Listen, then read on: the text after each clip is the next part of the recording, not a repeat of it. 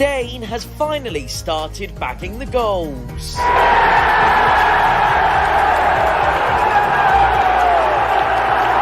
Around the rest of the grounds in League One yesterday afternoon, there was a 7-goal thriller at the Abbey Stadium.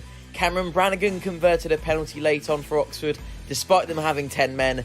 Derby scored 2 goals late on. There were 2-2 draws at Portman Road and Sincilbank. MK Dons had a Fournilwrittenalloverit win, and Wednesday beat Forest Green 5-0. As a result of all that, with 6 games played, as we know by now, Pompey are top of the league, closely tailed by Ipswich and Sheffield Wednesday. Welcome along to the 6th instalment of 4-0 Sunday Live. A very good evening to you, ladies and gentlemen. Thank you for being with us here live on YouTube. Once again, it's an absolute pleasure to be bringing you, as I said, I think it's not our 4th, I think it's more like our 6th 4-0 Sunday Live of the season, which is very, very exciting. I don't know if I said 6th or if I said 4th, but what I'm 100% sure about is the wonderful gents that join us live on YouTube this evening. Hello, gentlemen. How are we? Jeff was there a minute ago, but he's since disappeared, so hopefully we can get him back momentarily. Oh, no, he's here. Jeff's here, everybody. Jeff's back. Good evening to everyone. Welcome along. We'll start with you, Brendan. How are we? I'm very good, Tom. I'm a bit tired still, that hangover from last night, but no, I'm doing very well, mate. Thank you for having me on. Aaron, where are you, mate? You look like you're doing an outside broadcast. Yeah, I'm actually in the Lake District. I'm here for the week. I'm gutted I wasn't at the game yesterday, but as some of you are aware, Mrs. Fish Tank wouldn't allow me to come. So I'm in the Lake District with the in-laws, drinking lots of red wine. Yeah, and loving it at the moment. It's a bit cloudy at the moment, but it's been sunny all day and all day yesterday. So yeah, in Lake District I am this week. Excellent. And the Z-list Pompey celebrities here with us as well. Jeff's joining us this evening from Three Lads in the Pub. Good evening, mate. Thank you for spending a bit of time with us. How are you? Yeah, good, thanks. You? Very well, mate. Very good. We're looking forward to this one because we've got lots to talk about. We've got loads to talk about, which is really, really exciting. I want to start with a very quick word about Newport on Tuesday night. I think it's where we should probably start very quickly because there's not an awful lot of relevance to it or whatever. A bit of a run out. They didn't quite go to plan, Brendan. What were your thoughts on what happened on Tuesday? Well, in all honesty, it's not really a massive thing to worry about. You know, obviously losing to a League Two team, but we're fielding our second string team kind of, and we will sort of want to focus more on the league now. Personally, obviously it's nice to have a cup run. Maybe we'll save that for the FA Cup later on in the season to boost a bit more morale. But as you know, the next round is not going to be fielded until October, November time. So it's a long wait for the third round. But no, it's all right. Curtis got 2 goals, so can't complain about that. He's in a run of form, and take the positives from it. Don't really need to worry about conceding.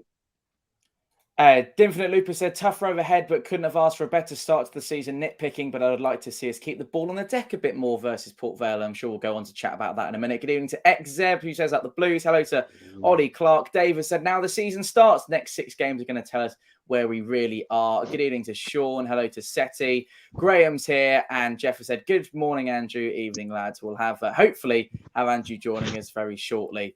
Right, well, let's head back to... let's head to Port Vale then. Let's chat about that. Let's get a bit of conversation going about that one. We'll take a look back at some of the stats and statistics from yesterday afternoon. So as you can see, Pompey dominating in pretty much every single area. Shots, blocked shots, shots inside the box, shots outside the box is all us. Expected goals, we are pretty dominant in as well, both in the first half and slightly more in the second half. There's your possession. That's the only area that Pompey is slightly light on. But as you can see, expected goals and shots and big chances all heading Pompey's way too. So that is what we saw from Port Vale. And we're going to get the gents' view on it momentarily as well. Jeff, it wasn't quite the dicking that we were all after. But nonetheless, great to have 3 points on the board. Football cliche alert. But Port Vale's a tough place to go, isn't it? It is. And I think the ref had a bit of a shocker, and I'm glad he did have a shocker, because if he had blown up for every single free kick, that should have been a free kick, it would have been a stop-start game all the way through. So in a sense, although I felt he had a poor game, he actually allowed the game to flow. And otherwise, it would have been one of those frustrating games that is stopping every 30 seconds and then the crowd get annoyed and everything else. So, yeah, Port Vale historically has always been a tough place to go to. I remember back in the 90s, we were on the wrong end of a few results back then. So a few dickings from Port Vale. yeah. A few Port Vale dickings. If you can hear some grunting in the background, it's because my French bulldog has just come into the room from a walk, and when she's excited, she sounds like a pig. Okay. Can we say hello to her? Can you bring her on? Leia, or is that gonna be a bit of a problem? Oh, here we go. There we go. Oh, bless her. Oh, she's well cute, mate. Did you take her for a walk, or was that Mrs. No, the Harris? wife took her for a walk. Right, amazing. Aaron, while I just sort my light out, because it's just literally gone, I'll ask you about how well Joe Morrell slotted into the side, because you could hardly notice that he'd been gone. And I'm going to take that off for a minute. I'll hold it like that so I don't look like a ghost. But some would say that, coming back from long-term injury, World Cup qualifiers, all that kind of thing. Can you still hear me? I hope you can still hear me. He can still hear me. He's just maybe he's over his cam. Just about. Some would say that Joe Morrell would maybe look a little bit raw. He'd look like he'd need a bit more work and minutes in his legs, but he looked like he hadn't been gone for a second. Didn't look rusty at all, did he? No, I'm quite surprised actually, because normally when players have been out for a few games, they are a bit rusty and it takes them a while to actually get back into the side. But it just seems like he's back already. It's nice. It's another section of the squad that we've got. So yeah, I'm very happy with him. I'm happy with the whole team really, because every single one of them putting in the shift. I was just gutted I wasn't there because I've only seen the highlights and what you've put on YouTube anyway.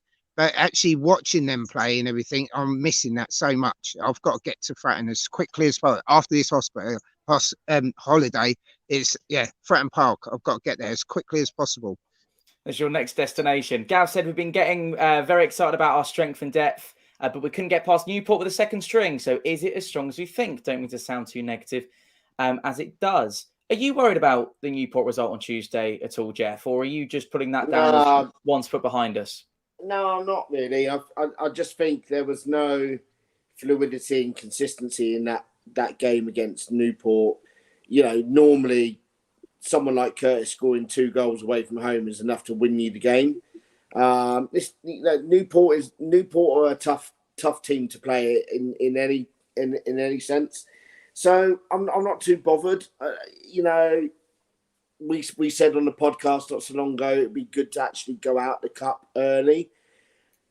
I know that's a cliche. We say it most seasons. We're out the cup, but look, we're top of the league. We're going well in the league, unbeaten in the league, and that's got to be our priority this season. Really has. So I'm not too concerned. Cool. Nick has said result was good. He's back to Port Vale. We played really well considering the result. Glad to see Dane getting his first professional goal.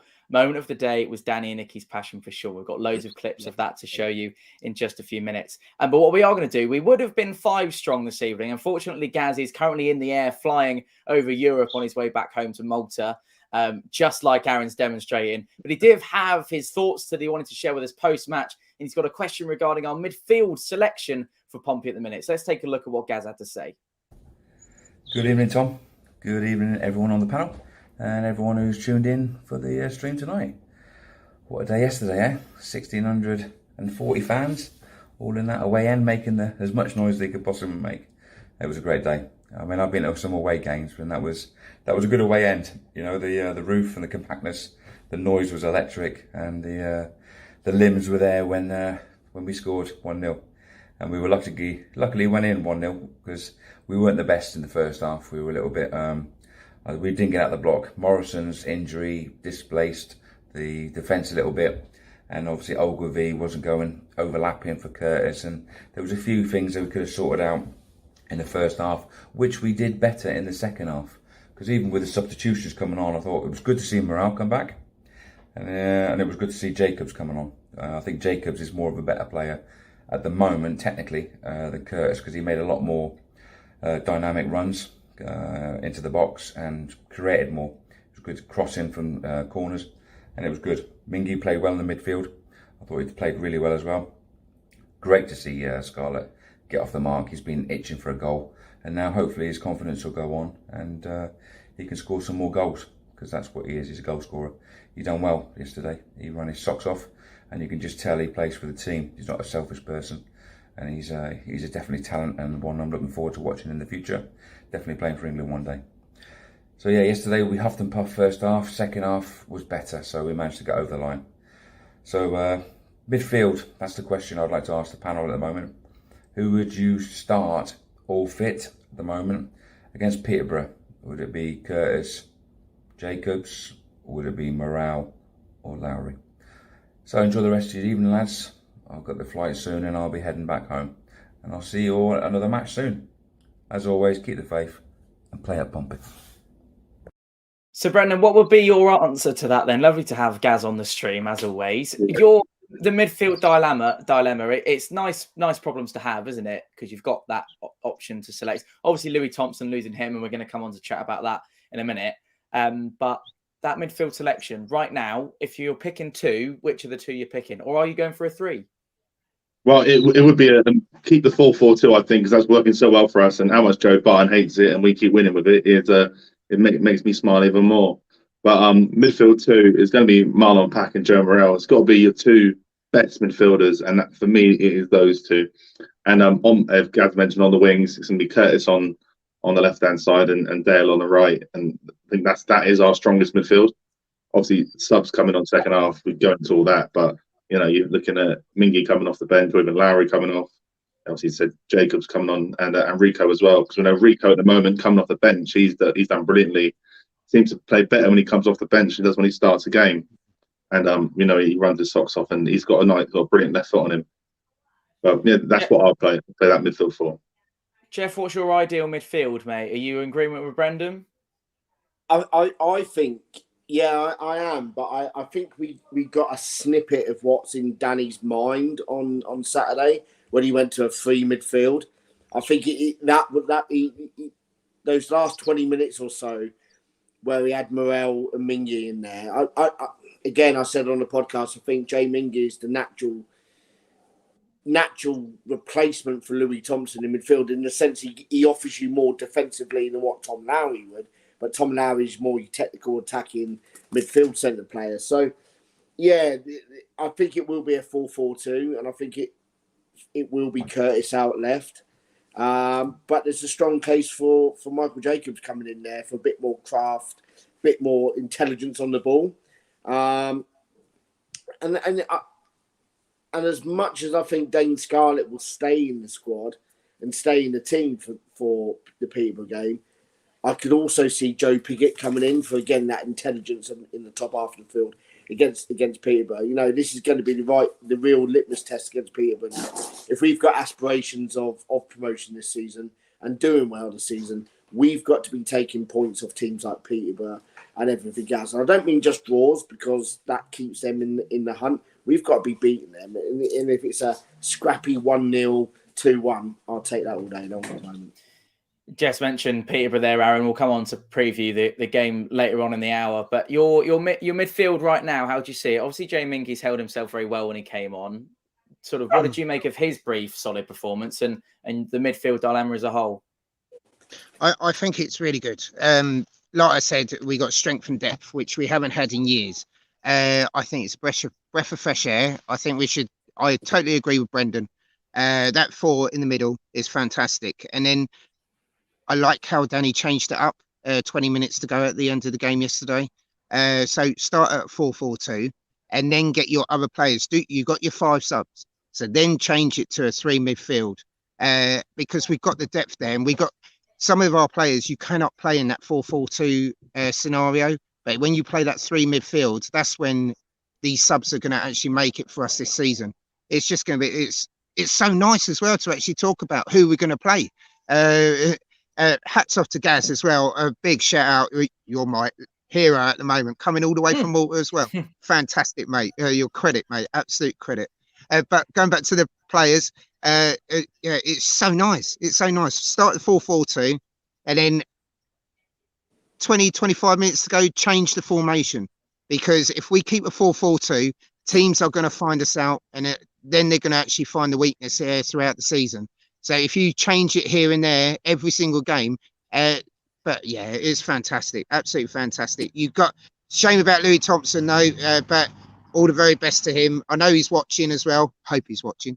But like, all the very best. Get well soon, mate, and be back at Fratton very, very quickly. But it's just, yeah, it's so nice to have such a big squad now. It's lovely. Danny, you're a legend. Robert said, I thought Larry had a worldie, so I can't see Morrell starting on Saturday. However, we think we may play a 4-3-3 with Peterborough, play with 5 in midfield. We don't really have any weak links anymore. Can't fault anyone so far this season. Morrell and Pack could be the best midfield partnership in the league. Champions by Christmas. Loving the positivity. Liking Larry a lot. Radio Stoke commentary kept likening him to a spinning top for his tenacity and work rate. Very impressive so far. And there was another one here. Dan said, I think Newport and Port Vale show what an astute signing Morrison has been, notably by his absence both at Port Vale and when he went off early on Saturday. Jeff, what have you made of Morrison? I think that is a signing that went under the radar, definitely. But having seen Robertson play the majority of the game on Saturday, it shows how much of an impact Morrison's made. Yeah, I referenced Morrison the other week and said I think he's been a colossus at the back. I know when we signed him, people were bemoaning that we've signed a 34-year-old centre-half who played in a poor Reading side last season. Now, it just shows how good he was in that Reading side. If he can come into Portsmouth and put in those performances that he's done. Yes, okay, Reading lost, an abundance and conceded an abundance of goals last season. But I think without him in that Reading side, they probably would have conceded a lot more. And I just think his intelligence in those positions and organising the back four, and especially in American sports, they talk about strong sides, whether that be your left side or right side. And I think our right side at the moment is our strongest side, whereas I think last season, the season before, our strong side was our left side. And I say that because we've got Morrison over there, we've got Rafferty over there, you've got Dale out there. And I just feel our right-hand side seems to be a lot stronger at the moment than what our left is. So he was a loss yesterday. But when you got someone like Clark Robertson coming back into the side, it's and moving Raggett over to the right. Now, the Port Vale commentators are like, Raggett's playing on the right. It's an unnatural position for him. He's right-footed. They even kept calling Ogilvy a centre half, and he's like, no, he's a left back, and he plays centre half. And it's like the BBC Stoke just didn't have a clue about our players and where they actually play. He's going to be a loss. Hopefully he'll be back for the Peterborough game. I can see obviously Robertson starting against Crawley. But yeah, I think if it is a quick concussion injury, then he'll be back definitely for the Peterborough game. Absolutely. Brendan, Danny described Dane Scarlett as a signal-minded young man. Marlon Pack was very complimentary of his attitude in general. What have you made of him? And I know it's the word on everyone's lips, but a delightful first goal and delighted for him to get the first goal as well. 100%. I'm really enjoying watching Dane Scarlett play because he adds that extra dynamic to our play. Really, you think, well, three very strong attacking players now who can play 3 different sort of roles between them. You see, obviously Scarlett plays on the shoulder, very skillful, gets him behind. Piggott's brilliant at holding the ball up and bringing other players into the game. And Colby Bishop is just like a goal scoring machine, and he's very strong and very bullying defenders. So 3 great players there. But Dane yesterday, running in on goal with the ball through from Marlon, eye of the needle stuff. And I thought he took a little bit too long. I thought he wasn't going to get his shot away, and then finally got it over the keeper, and obviously bobbled into the net, which was brilliant for him. But just how I like my historical facts, Tom. So it's obvious yesterday was Dane Scarlett's first professional goal. And there's 3 other Pompey players who scored their first professional goals at Port Vale. Marlon Pack, Joe Rafferty, and Clark Robertson all scored their first professional goals at Port Vale. So Dane Scarlett's added to that list now. It's weird, isn't it? It's weird how football works in these strange ways. Right, there's another stat, Tom. Is it even better? It is, because the end of the season ends in 2023, doesn't it? It does. Portsmouth got promoted in 1983 and were champions. They got promoted in 2003 to 2003, 20 years later. We now go 20 years later after that to 2023. We're going up as champions, I'm telling you. There we go. It's just the way it's got to work. Jeff said it, so it's going to happen. Aaron, I wanted to make sure we got a big shout out for Josh Griffiths into the show as well tonight, because one good save with sort of 15 minutes to go, and then me and Brendan were stood next to each other. A big save in probably, I think it was extra time actually, when he gets down to his right hand side really early doors. How important will it be for him confidence wise to get that clean sheet, and also for the team in general as well? Oh, huge, massive. He's such a good keeper. I've got my father-in-law's friend. He's a West Brom fan, and all the West Brom fans rate him 100%. I think he had 23 clean sheets last season, but he's just going to get better and better. He's outstanding. Yeah, he makes a couple of little mistakes here and there, but all goalkeepers do. But he's just going to be absolutely unbelievable this year. The confidence, you can see it's there. He's going to be doing diving saves left, right, and centre. But that last save he done, to save that really does put you up really, really high. That pedestal he's on at the moment, his head is going to be so big he won't be able to get through the turnstiles at Fratton Park. Very warm welcome to the 128 people that join us across YouTube and Facebook. If you wouldn't mind liking the stream and also subscribe if you haven't seen us here on the channel before, we very much appreciate it. Robert has said will be interesting with the centre-backs, as Robertson is naturally that left footer that we will need. Jack has also said that I think Newport and Crawley will be very small bumps in an otherwise perfectly smooth promotion road, but you have to take the bumps to get to the other end. Josh is immense. A lot of love for Josh Griffiths in the chat, and also a lot of love for Brendan. Dan has said Brendan coming out with some great information and stats recently, and he's likened Marlon Pack to Robert Prozanetsky in the last 24 hours. Thank you, mate. So there we go. With 3 solid centre-backs, it gives me confidence this year that there's a solid plan B formation should Danny Cowley need to switch it up, and I think Jeff and Aaron have already been mentioning that so far this evening. Something else I wanted to point out, and Jeff's already kind of alluded to it already, but refereeing at this level, and I don't want to dwell on it too much, as we did have quite a long referee segment here on 4-0 Sunday Live last weekend, which I'm sure a lot of you will remember us chatting through. But Craig Hicks' performance was far from acceptable yesterday, and we know, and the linesman on our near side as well was, I had a little rant on camera that I didn't put in the video. I was sat next to Brendan, and I said something along the lines of, when the ball goes off out of play from a Pompey player, it's a Port Vale ball. And when it comes off a Port Vale player, it's a Pompey ball. It was kind of that simple, but she just wasn't seeming to get it. So for whatever reason, we know it's not a known isolated issue. I'm going to come back to Jeff on this one because I know he's got his refereeing badges himself. 9 minutes added on at Sincil Bank for the Lincoln Fleetwood game yesterday. My good friend Jake was there and told me about this morning. After no goals in the second half, this is 9 minutes of additional time on the second half. No goals in the second half. 3 substitutions, no injuries. Lincoln then dropped 2 points as a result because, excuse me, Fleetwood scored in the dying embers of that game to make it 2-2. So with your refereeing hat on that I know you have, what needs to be done right now? And luckily at the minute, Pompey seem to be getting away with getting the results and not having to worry about referees, but it's going to be a problem when we do get to that point. I just think it's the consistency. There seems to be no consistency between, Premiership, the professional refs and everything else, and the Championship. But when it comes down to League One, the interpretation of the rules and the consistency of the rules just don't seem to be there. Like I said yesterday, I thought the ref had a poor game, but because he had a poor game, the game actually, he didn't give a lot, but if he did, it would have been stop-start every 2-3 minutes. Where that ref got 9 minutes from, and there's only 3 substitutions, and then now, the general rule of thumb is you had 30 seconds on for a sub. If you're making 3 subs at once and everything else, or you're throwing all 5 on, it does that. We saw it at Fratton Park the other week. 7 minutes in the first half because of Thompson's injury. 7 minutes in the second half.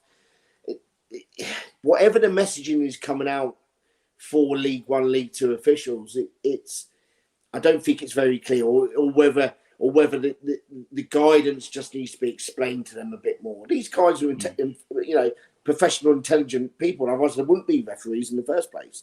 But some of those decisions yesterday, I thought I thought there was a couple of shouts for Port Vale penalty in quick succession.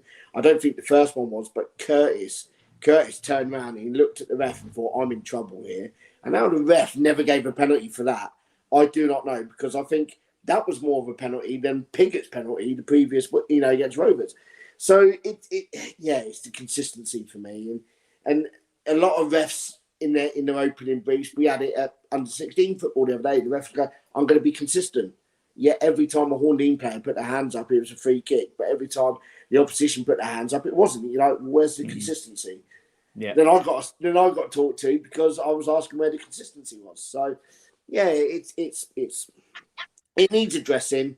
But look, some of these refs like Gavin Ward and everything else, they've been like that for years, haven't they? They're never going to change. So what can you do? You can just hope and pray that the new group of referees that come into the game come in and bring that consistency and professionalism in.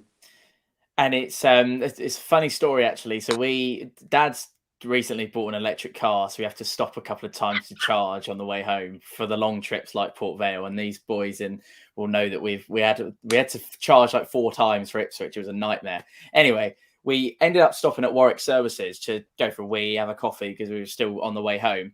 And lo and behold, I was waiting for my I got Sean a skinny latte and I was waiting for a caramel one. And I looked to my right and I saw this guy with EA Sports and a Nike tick in a black tracksuit. I thought, he must be, he must be on his way back from a game. And I don't know if anyone's going to recognise the name, but it was a guy called Tim Robinson, who's part of the Select Group 2 referees. He literally just refereed the Sunderland-Norwich game that lunchtime, and he was just on his way back. So I said, look, do you mind if I just... I recognise you from a couple of Pompey games that you've done, and he holds the board up in the Premier League a few times. And he said, how was Craig at Port Vale? And I said, there's no consistency with it. And he said, whatever. He kind of mumbled his way around an answer of going, yeah, because whatever. And I said, Gavin Ward at Fratton Park last week, Tim, horrendous. Have a word with it. And he said to me, he said, I'll give him a call on my way home and I'll chat him through. And I said that I met a Pompey fan in the service station. He thought you were horrendous. And so he did give us a dubious penalty though, like that, sort of laughing. So there's a little story from yesterday that I thought we'd jump in there. Let's get back to the football. So to the panel, after Colby Bishop's hot start, any concerns about the service he's had in the last 2 games? Brendan, your concerns over service, perhaps? No, I don't think there's any concerns really in the side of service, because obviously he scored those goals already. Strikers go in different forms throughout the season. They're not going to score every single week and every single game. His time will come again where he'll score a couple of goals. It might even come this week at Peterborough, home to Peterborough. So I don't have any real concerns over him not scoring, just scoring in the last couple of games. He'll definitely score soon though. He's a goal machine. Jeff, any concerns with regards to the service? No, I actually don't think it is a service problem. I think it's a positional problem. I think when Bishop and Scarlett play together, Scarlett's the more advanced out of the two. And when you see Piggott and Bishop's the more advanced out of the two. So I just think it's whoever's playing up top with him. The service is there. And of course, every team now is going to go Colby Bishop is the danger man. So he's going to have 2 players man marking him. He's going to have one constantly on him and one coming in every time that ball. Look, he still won his fair share in the air yesterday. I lose count in games the amount of times the ball comes to Colby Bishop and he chests it down or he heads it down to someone else. He at Fratton Park, he must chest the ball down to a central midfield player or winger at least 5, 6, 7 times within the game. So it depends where he is. If you play, like I said, if you're playing Piggott, Bishop's more the advanced player, so he's going to get those chances. If it's Scarlett, you want Scarlett to stretch the play, get the defenders running towards their own goal. So he's going to play in the hole more. Yeah. Aaron, if you're still with us, is Mrs. Fish Tank not very happy? I don't think... Can you hear us? I can hear you, Just. You can hear me, Just. I wanted to talk to you. We just mentioned that from the panel. I think that's a really good question. We'll get back to some more of the comments in a minute. But I wrote a few things down that I thought you'd be really on board with. I wanted to get your view on it. So the raw talent with Dane Scarlett, twinned with what Jeff just mentioned there, the Colby Bishops of our team, but then also the experience, and we've got some numbers for you, which I'm sure everyone knows by now, but 500 game man Marlon Pack now, plus 150 for Raggett in a Pompey shirt. Chuck in a nippy Joe Morrell and Lowry, alongside a Gilvey with his pace and Dale with all his flair, who deserves a mention for yesterday's performance. I thought Owen Dale did really well. Peterborough might bring us back down to earth on Saturday, of course, but thinking specifically about Port Vale, this is a Pompey force that is a rough diamond, but with games, I'm sure it will improve even more as the season progresses. Oh yeah, definitely. I think the whole team is going to progress. Remember, this only a couple of weeks, and that. Oh yeah. It's all right, Aaron. Carry on, mate. It's just. Yeah, sorry. Yeah, it's only been a couple of weeks that the team has all been together. So I think this is the little acorn that's just done the shoot, and then by the end of the season, we're going to have a massive oak tree. It's just, it's superb. The whole squad is improving every single week. And some people say that there's no supply and everything to Bishop, but I think that's the tactics of Danny as well. He's trying different situations and getting the balls into the box for everyone, but then he's trying different things. So because it's a long season, it is a very long season. Just a quick thing, I'm going to have to go in a minute because they're waiting to order dinner. So just a little thing. I'm not worried about the loss at Newport. We've got a game on Tuesday against Crawley. I'm not too worried about that. A win will be nice. Get more confidence in the players. Peterborough Saturday, I think that is a must win. It's going to be one of them games that we have to win. I think we're going to win that comfortably. It's going to be difficult first half, but I think we will win that. But yeah, I do apologise, but I'm going to have to go, my friends. So Aaron, all the very best. Before we leave you, and you can jump off straight after this, but we'll go into a VT so that we can get you off nice and quickly. But you've just spoken about a little bit of togetherness there. I want everyone to have a look. Thanks for coming on, Aaron. Enjoy your food. And no worries. We'll take all the very best and play up Pompey. Just remember, someone who's been at the forefront of our minds all week that can't be with us today.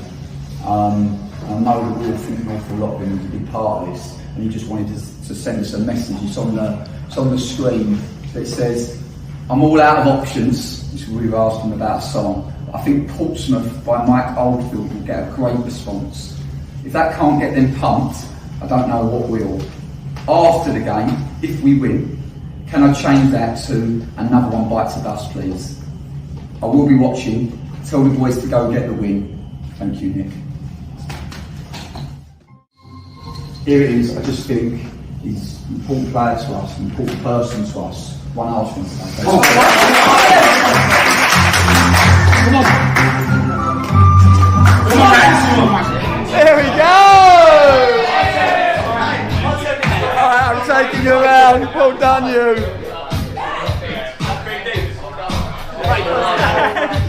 Excellent. Go on, the boy. Get on bed, you like David.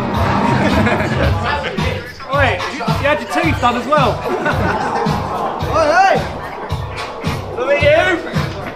Look at lads! Yes, drive! Yes, man. I'm going to get you to your boy now. You were crying this time last week. Oh, mate! Give him a kiss. Give him a little kiss. I know, mate. Can't do any more. Might get a game soon.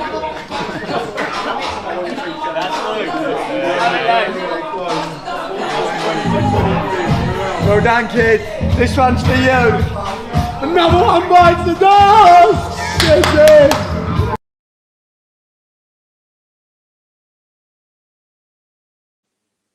So that was a really enjoyable watch. Actually, I thought that shows a bit of togetherness and a bit of fighting spirit. And Jeff, Danny was saying that we've had some players that have joined us towards the end of the transfer window. So it is all about building those connections, and something like that just epitomises it, doesn't it? Yeah, for sure. You know, I think quite a lot of people were critical of the transfer window early in summer where the club wanted to do their business early, and for whatever reason it was delayed, and then all of a sudden we had all those players come in, and it was on the back of coming back from our training camp in Spain, and then it's like So we were kind of 4 weeks, 5 weeks behind everyone else. So the team have kind of accelerated that togetherness and that bond and everything else. And whatever Danny Cowley's doing at the moment, bottle it and sell it, because he's got that team firing. Absolutely. Thank you very much for the minute. I would just like to introduce you to a certain someone who's joined us for the evening. I'm going to take would you mind just standing up a little bit, because you're a little bit small? There you go.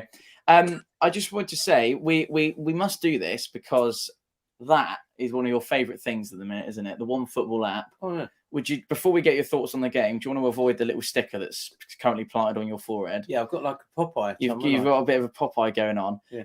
But the link is in the description to download it. We've been talking about this all month, and this is the last time we're going to be talking about it. So anyone who wanted to download the One Football app for all the latest in terms of not score predictions, you can predict your score. You can get all the live results. You can get all the match feed. You get all the yellow cards, red cards. And there goes the light. Yellow cards, red cards, all going in.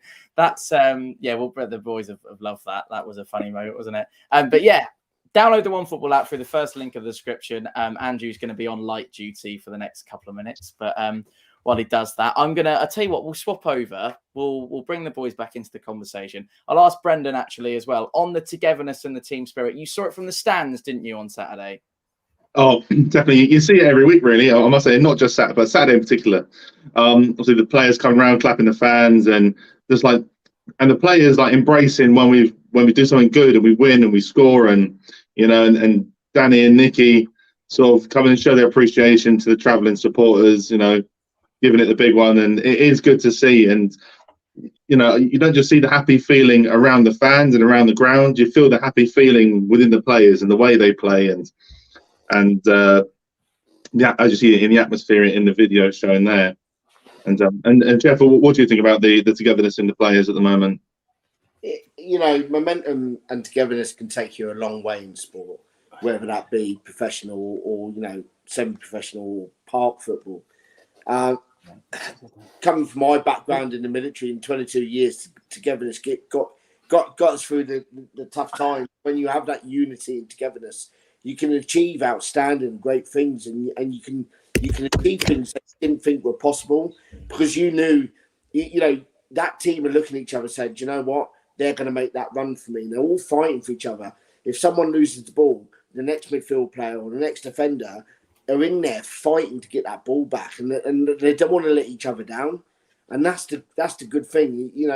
How many times have we seen a mistake made, and straight away the other players are moaning at that player, or they're having a right go at them, or they're having arguments on the field. Where you look back to the mistake Baggett made against Rovers, I didn't see one Portsmouth player have a go at him, didn't moan at him, nothing. We got back into the game and won that comfortably. Yesterday there was a couple of mistakes by players, but there was encouragement and there was togetherness rather than moaning at them and getting on their backs. Yeah, definitely. And you see in the top level with the players arguing with each other. If you watched the Man United Liverpool match last week, when they conceded, James Milner was straight in Van Dijk's face, wasn't he? And you see Ronaldo and Fernandes throughout last season throwing their arms up in the air constantly, and it's not a positive way to play the game, is it? You need to be behind each other. And that goes back to the Cowley's philosophy, I think. They're not doing too bad for a couple of PE teachers, are they? And it's that togetherness. And Danny Cowley always, Danny Cowley says he never said this about the free transfer windows. When we interviewed him, he said, I never actually said that. That was Andy Cullen and Eric that said it. But they all talked about building up a squad mentality, getting the right philosophy and the right players into the building. I think they've done that this summer transfer window. And if we can add 2, maybe 3 more additions before the end of the window, we're in a great place, because players are going to be looking at us now going, look, they're top of the league. You may have been in for a player 2-3 weeks ago and they were umming and ahhing, but they look at the league table now, they look at Portsmouth now and they go, do you know what? They're firing all cylinders. I want a bit of that. So, if we can get 2 or 3 quality players in and we're in or around the top 2, top 3 come January, that January transfer window is going to bring another crop of great players in. Thank you for holding this fort for us there, gents, while we had a little bit of a technical issue. But as James has quite rightly said, the things that happen when you're live, and it's always beneficial. Shauna said Andrew's now at the wheel. What can go wrong? Graham's very welcoming to you. No, Graham said, mate, welcome. Yeah, do you want to say hello to Graham? Great. How you doing, Gazza, son? So, Graham, very quickly, have a look in there and tell the wonderful people at home what you made of yesterday, because you were there and you witnessed it. Your thoughts. My thoughts, Tom. Your thoughts. Oh, crikey, where do you start? It's still business to be done, I think. There's still a lot to learn, as Dan would say. I think there's a lot of stuff going on in the back room. I think there's a lot of stuff that Tom keeps moving me about. I'm trying to get you a little bit more central. Oh, there it is. There it is, yeah. So, yeah, I think there's a lot still to be done. First half, I thought, if I'm honest, I thought we looked a little bit ragged. I don't think we looked very fluid in the first half. Second half, made a few changes. I thought the second half, we looked like a team that could win the championship. That's the bottom line of this league. Not the championship, obviously, but the championship of this league. I think we could win it. The second half performance, like we've done in a lot of games this season, the second half has been a lot better than the first. If we can get that same, you talk about togetherness, but that same togetherness perhaps we had in the second half, maybe that's the players. I don't know. Maybe that's a different structure. Maybe it didn't change any formation too much, did he? It was just literally a couple of tweaks, a couple of players, a couple of changes. I'd like to see, if I'm honest, one thing that I think has been getting in my head quite a lot is our friend Rafferty not going over the halfway line. He really, that too much defensive, stops the play and passes the ball across the park. He doesn't go past the halfway line. Maybe he shouldn't be. Maybe Danny's saying don't do that. But in my view, there's plenty of space there. Get past the halfway line, make the pass, then get back and cover. That's what I would think he should be doing. Whether that's out to the right or left or to the centre of the park, I don't know. But he just doesn't. This seems a bit too negative for me. That's one thing I'd say needs to change a little bit. But and that would help us in the first half, like it did in the second half. You can't argue with that, though, can you? That's Pompey's start to the season as a graphic on your screen, and you could kind of discount any of those fixtures, but it's all greens in the league apart from that Lincoln and Sheffield Wednesday one at the top. But Tom, I'd say that we should be putting Port Vale to the sword. Should be 3 or 4-0 yesterday. So is what you're saying is that's a relatively easy August run? I am saying that's quite a relatively easy August run. Let's not get carried away with it. I said to you, September will tell us where we're going to be at the end of the season. Okay, well, let's bring that up now then. Your wish is my command. There's your September run of games. Yeah. So you're looking at those. Yeah. How many of those realistically are you thinking, we're going to win that? We're going to beat Peterborough on Saturday, no doubt. Barnsley away is a tough one, I would say. That's going to be a tough ask. We play better football against better teams, is my view. Yeah. There are a lot of mediocre / half mid-table to bottom half table teams in this league who we have to beat. The Port Vales this world, the Cheltenhams. We have to take 6 points off both of them. I think we can take 6 points off of Peterborough this season. I think we'll take 6 points off Ipswich. I really believe this, and Plymouth, because we owe them all a nasty little bit of a spank, don't we? So those. Oxford, I think, will be tougher. Bolton, I think, is going to be a struggle. Ipswich, by 1st of October, we've got to play those teams we just talked about, apart from Oxford. Jeff, do you think we'll still be top of the league this time next month with that run of games? And if we are, can we start to get excited? The guys at PO4 put out a tweet, didn't they? Said, where do you think, how many points do you think Portsmouth need to stay in the top 6? And historically, you need 17 to 22 points to be within the top 6. I think Barnsley's going to be a tough away game. I think Saturday against Peterborough, the crowd are going to be up for that. It's a shame the Thompson brothers aren't going to be playing against each other. Obviously, Louis injured, and Nathan only has a 1-match ban, so that's against Stevenage, I believe. I think the Burton game comes in at the right time because a bit like last season where we had a run of bad games and then we had Crewe in between, and that Crewe was that injection that we needed to give us that extra push onto the league results. So I think the Burton game in there is an easier game, but as we know, going to Burton, it's always tough going there. We lost there last season, a couple of mistakes. I'm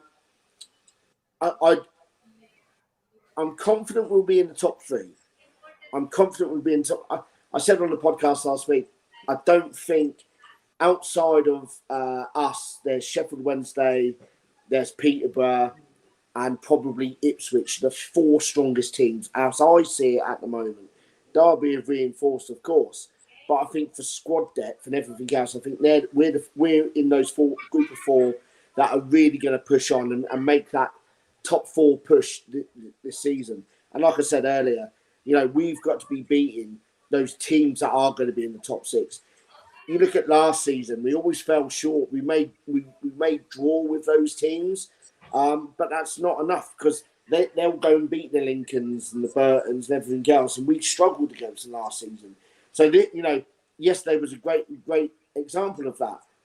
Would we have won that game last season if with our squad from last season playing yesterday? If that makes sense. I don't think we would. I think we would have drawn or lost that game. I think with the leadership of the amount of leaderships we've got in that starting 11. Like I said, I think we'll be in the top 3, maybe top 2 come September. Brendan, how do you see that current crop of games coming up? We'll make sure that we can see you gesticulating for a moment. I'll get my ugly mug off the screen, and we can have Jeff on that side instead.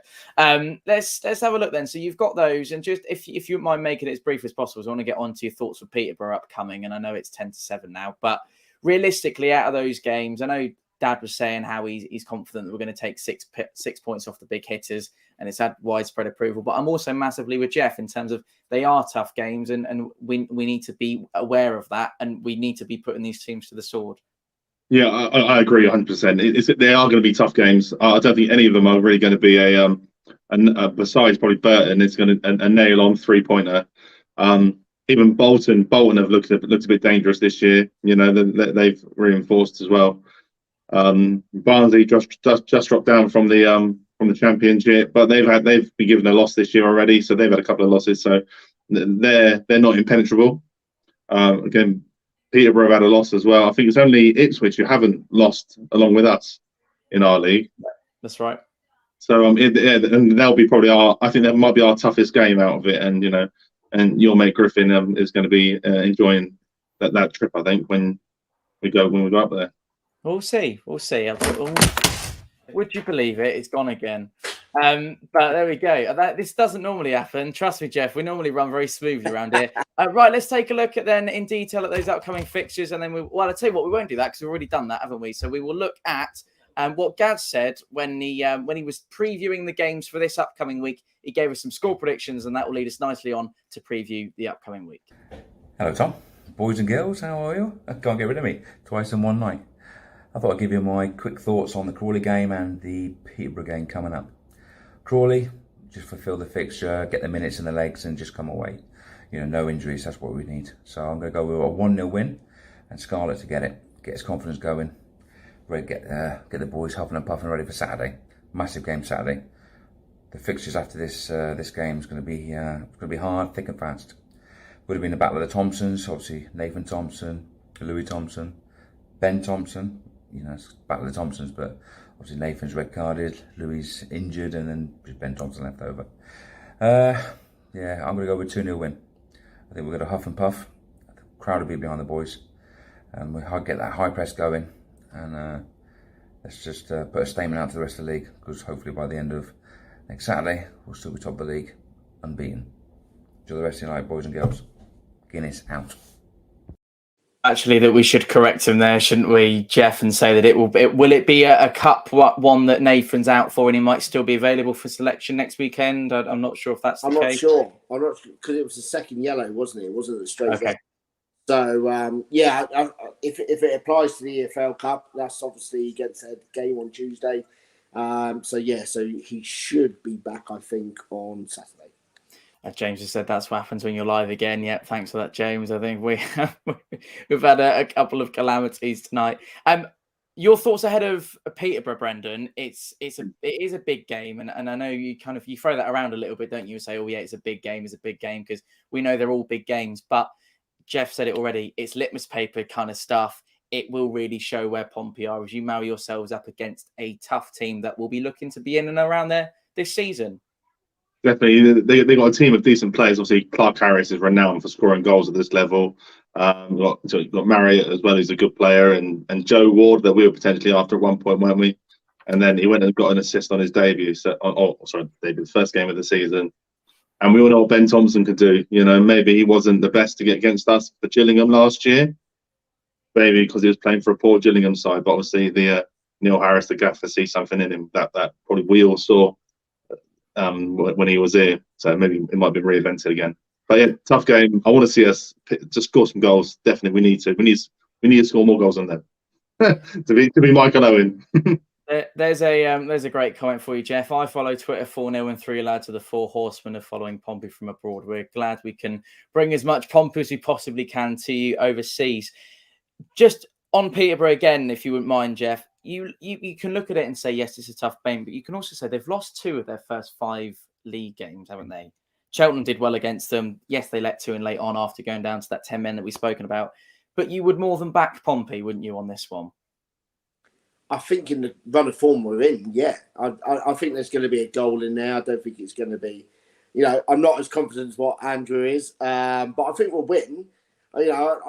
I'm confident at the moment of Portsmouth winning every game we go into. But I think if we can get Peterborough to change their formation, that shows that they're worried about Portsmouth. If they change from a 3-5-2 to anything else, a 4-3-3 or 4-2-3-1, I think that shows that they are worried about this Portsmouth side at the moment. So that will be interesting to see how they line up.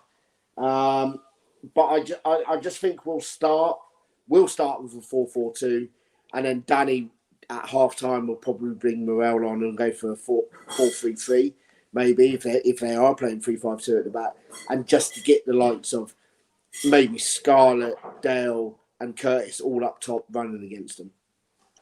Absolutely. And Brendan, on Crawley for Tuesday night, would you imagine wholesale changes are likely for Pompey? Would you imagine that Joe Morel might be starting in terms of getting more minutes in his legs and be able to introduce him and induct him back into the side with relative ease? How are you feeling?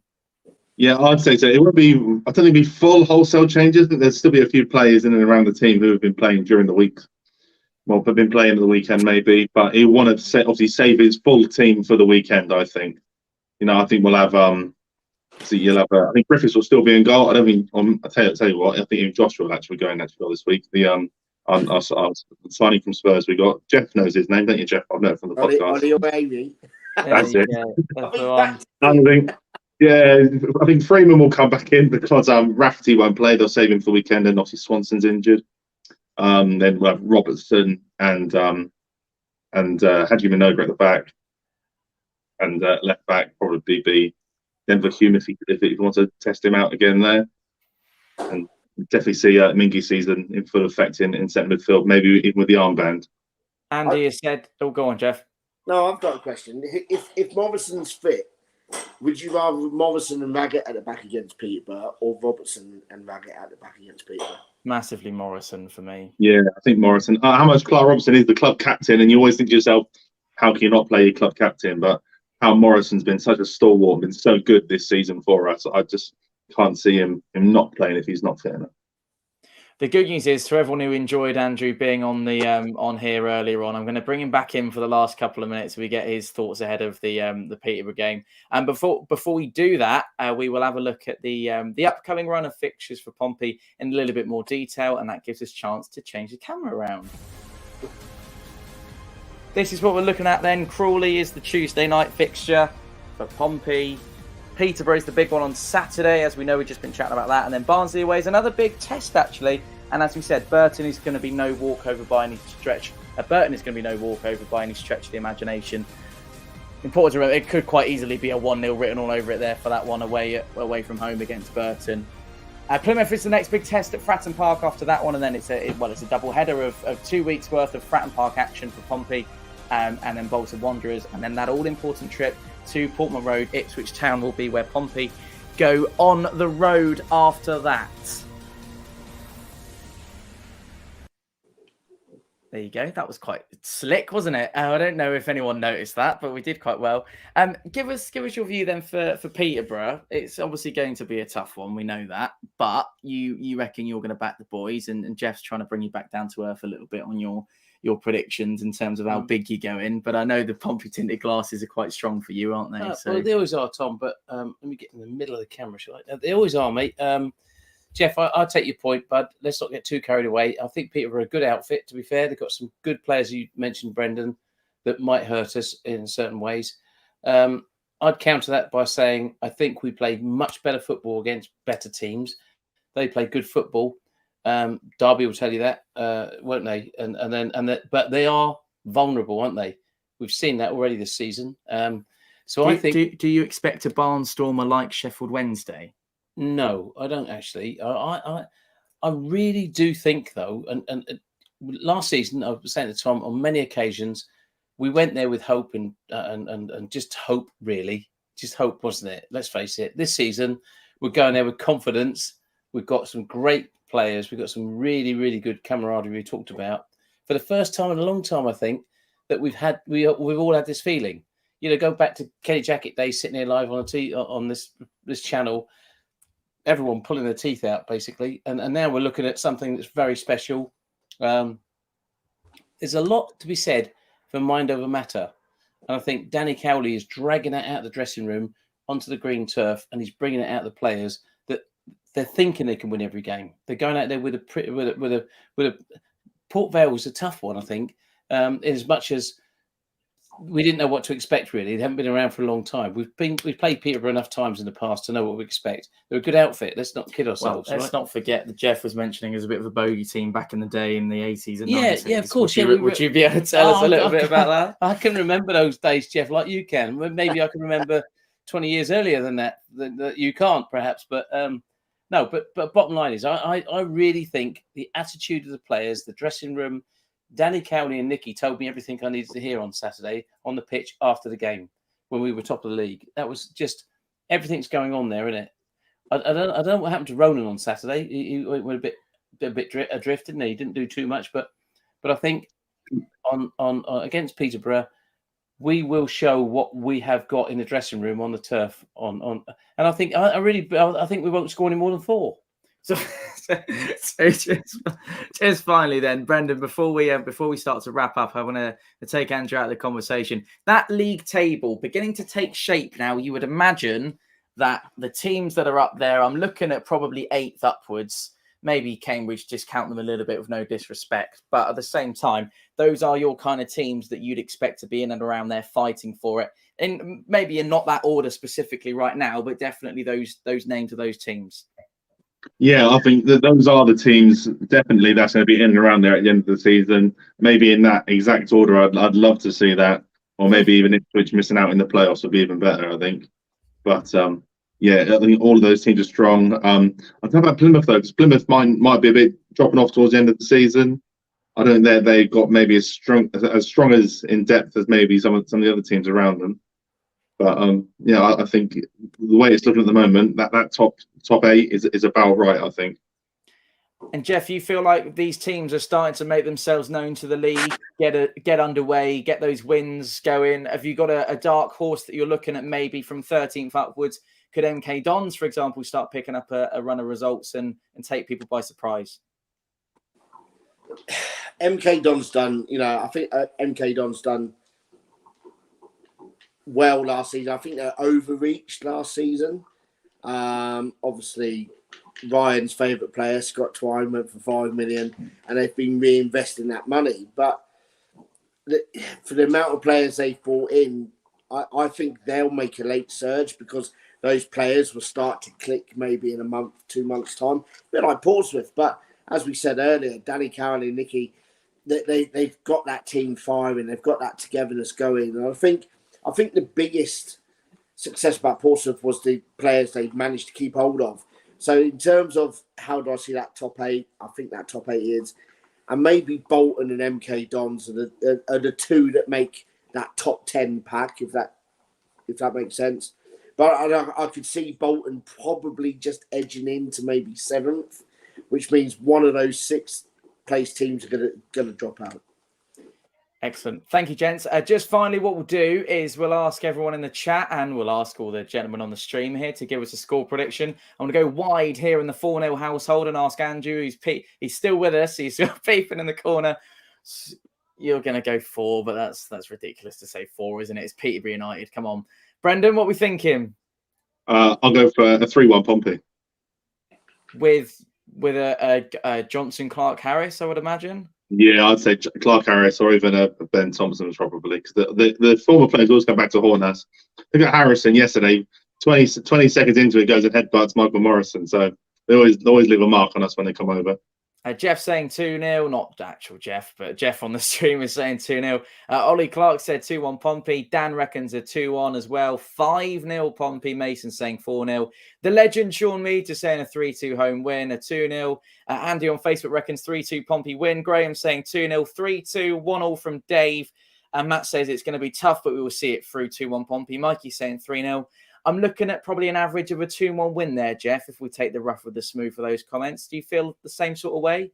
Yeah, I think so. If we get an early goal, I always say this, get an early goal, teams have got to come out. And if we do get an early goal, I see, like Brendan, 3-1 maybe, but the longer it goes on, it's probably going to be a 2-1. Lovely. Thank you very much, everybody. It's been an absolute pleasure this hour. I do apologise that we had a few technical hitches and we've made a bit of a mess of ourselves for our special guest, Jeff, haven't we, Brendan? But there we go. I hope you've all enjoyed yourselves nonetheless. Do you want to There's no scandals on our podcast, is there, Tom? Though, is there, Jeff? No, absolutely not. Go on. I just want to point that one out, fellas. That one? Yes. You wanted Mason saying a 9-0. Yeah. 9-0 wins aren't for everybody, I suppose, are they? Or 9-0 losses. There we go. Brendan, thank you very much. Jeff, thank you very much indeed. Thanks to everyone who's joined us across the live stream as well tonight. It's been a pleasure to bring this one to you. Pompey, keep on winning so we keep on having the smiles on our faces. Until next time, keep the faith. As always, play at Pompey, and we'll see you next weekend.